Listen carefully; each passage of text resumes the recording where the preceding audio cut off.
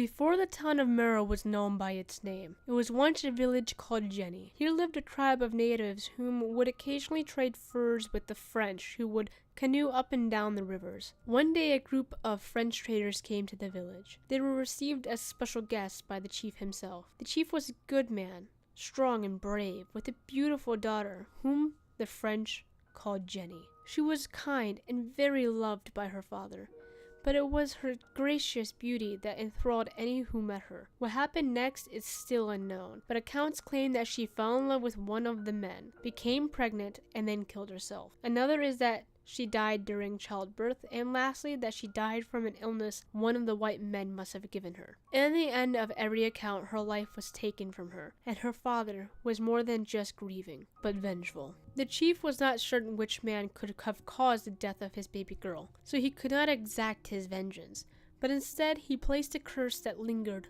for centuries. He buried his daughter on a large hill across the river from his village, and while doing so, he cursed the land she lay in. "O Great Spirit, grant me this peace for my child. Let this ground be sacred to her memory, and let it never do any white man any good." 1884. A lumber broker by the name of Thomas Blythe Scott found Jenny's Hill the perfect place to overlook the Wisconsin River. It was beautiful, peaceful, with only a few trees to mark the land of its history. He thought that this would be the perfect family home. He started to build on the hill, a beautiful and grand mansion, but unbeknownst to him, no Scot would ever live inside.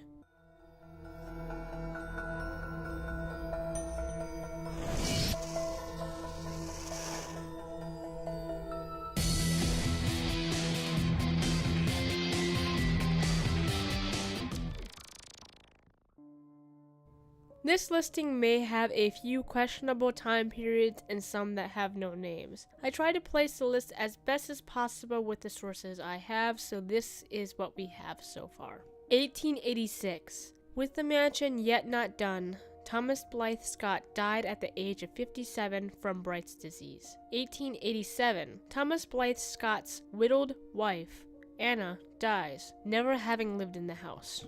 1897. Walter Thomas's Blythe Scott's son sold the house after his mother passed. After some years, he had a change of heart and went to Chicago to talk to an architect, a Mr. Sheldon. They got into a fight at which Mr. Scott was stabbed to death with a letter opener. Some claims the fight was about whether or not the house is cursed. Unknown. A Chicago businessman bought the house and sold it after 5 days. He sold it to a Andrew Dunning, who also held it for only a few years before passing it on.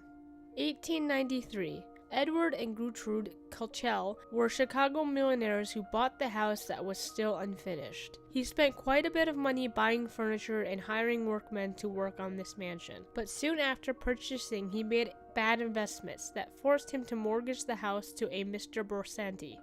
Unknown. Tony Borsanti was a Chicago tavern owner. He didn't own the mansion for long. It quickly went back to Edward Kuchel when he got the money. Unknown. Edward Kuchel was able to avoid foreclosure with a sudden large sum of money he inherited. But again, not learning from past mistakes, he invested in another bad fortune by putting everything he had into a contract of the Northern Pacific Railroad. It went bankrupt. He would later die in a mental institute after going insane. Unknown. Once again, Tony Borsanti took possession of the mansion, but he never got to see it. He apparently made enemies with a murderous gang known as the Black Hand, and while he waited in Chicago's Union Station, he was stabbed to death by one of the hands. 1901, the house was sold to a real estate speculator, George Gibson, who bought it from Borsanti's family. One late afternoon, he left his office and vanished. A search party looked for him, even going as far as to drag the Wisconsin River. To this day, he was never found, dead or alive. 1912, a man known as Popcorn Dan Coxon, who was one-armed popcorn vendor, was a caretaker of the house. He drowned on the Titanic after visiting England. Unknown. The next caretaker, a Mr. Lloydson, died of alcoholism. Unknown. Mary Fellharber bought the property. Soon after, she fell ill and died. 1919. Herman Fellharber, Mary's husband, gave the house to the city of Merrill. 1923. No longer seeing a need for it, the city offered it to the Catholic order known as the Sisters of the Holy Cross, but only if they build a hospital on the grounds. Unknown. At one point, the Holy Cross began a high school for girls, and then in 1969, Holy Cross College. It wasn't strictly girls though. There were 5 male students that were housed in the part of the old school. 3 of the 6 healthy young men died from strange circumstances within 2 years of leaving the house. These include a car collision with a snowplow, an unexpected choking, and a motorcycle accident. A 4th died only 5 years later from a brain aneurysm. No known incidents occurred to any of the female students that came to live in the house. Currently, the mansion is owned by the Ministry Healthcare. The Sisters of the Holy Cross did expand on it other than the school. They added a modern hospital, a chapel, and other random buildings.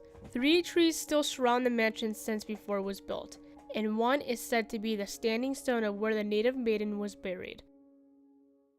People whisper about the mansion, saying there is ghostly laughter and footsteps that can be heard. Merrill locals have claimed to see apparitions in the bell tower. Disembodied footsteps and voices have been reported, but that is all that I can find on such ghostly hauntings at this mansion.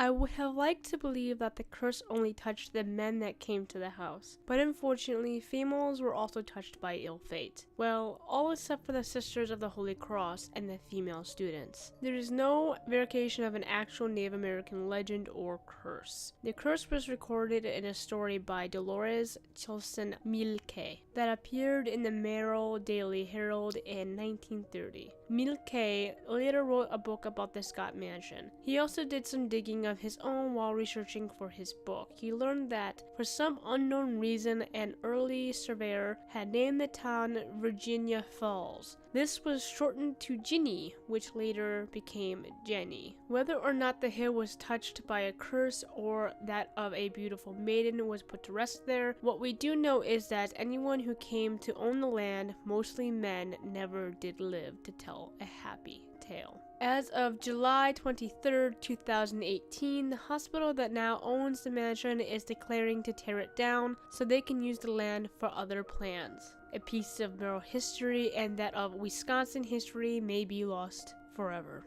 If you'd like to support me, I have a Patreon. Come join the family. I create videos on cryptids, hauntings, serious killers, and more. If you can't support me there, leave a like, comment, and subscribe here instead. I also have put up my PayPal for those who requested who don't want to do monthly payments and just want to pay or support whenever they are capable. If you would like to request a particular subject or story, leave it in the comments and I will put it on my list to get to next. I have one other one that was just recently requested and I'll be getting to that right after this.